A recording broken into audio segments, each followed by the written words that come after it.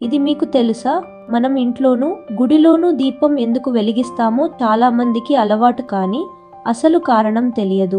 వేదం కాలం నుంచే అగ్నిని దేవుడిగా ఎందుకు భావించారంటే అగ్ని కేవలం మంట కాదు కదా. హోమం లేదా యజ్ఞంలో మనం అగ్నిలో వేసే ఆహుతులు, మన కోరికలు, మన ప్రార్థనలు అన్నీ అగ్ని స్వీకరించి దేవతల వరకు తీసుకెళ్తాడనే నమ్మకం ఉంది.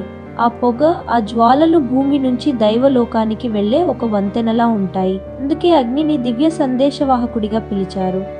అంతేకాదు అగ్ని శుద్ధి చేసే శక్తి మనలోని అపవిత్రతను, అహంకారాన్ని, నెగటివ్ ఆలోచనలను కాల్చేస్తుందనే భావన ఉంది. దీపం వెలిగించటం అంటే బయట వెలుగు మాత్రమే కాదు, లోపల ఉన్న అజ్ఞానాన్ని కూడా కాల్చేయడం.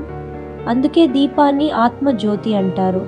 చీకటి నుంచి వెలుగులోకి నడిపించే శక్తిగా చూస్తారు. ప్రతి శుభకార్యంలో దీపం తప్పనిసరి కావడానికి ఇదే కారణం.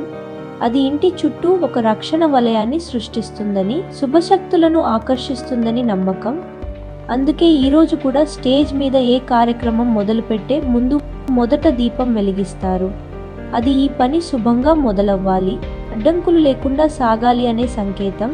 ఇంకా వివాహంలో సప్తపది సమయంలో అగ్నినే సాక్షిగా పెట్టడం, ఎందుకంటే అగ్ని ఎదుట తీసుకున్న మాట శాశ్వతమని, మారని సత్యమని భావిస్తారు. కాబట్టి మనం వెలిగించే ఒక్క దీపం వెనుక వేల ఏళ్ల విశ్వాసం, అగ్నిని దేవుడిగా చూసిన లోతైన అర్థం దాగి ఉంది. ఈ కథ మీకు కొత్తగా అనిపిస్తే, మన సంప్రదాయాల్లో దాగిన ఇలాంటి లోతైన అర్థాలు ఇంకా తెలుసుకోవాలంటే మన తెలుగు వెర్స్ని సబ్స్క్రైబ్ చేసుకోండి. ఒక దీపం వెనుక ఉన్న వేల ఏళ్ల నిజాలు మిస్ అవ్వకండి.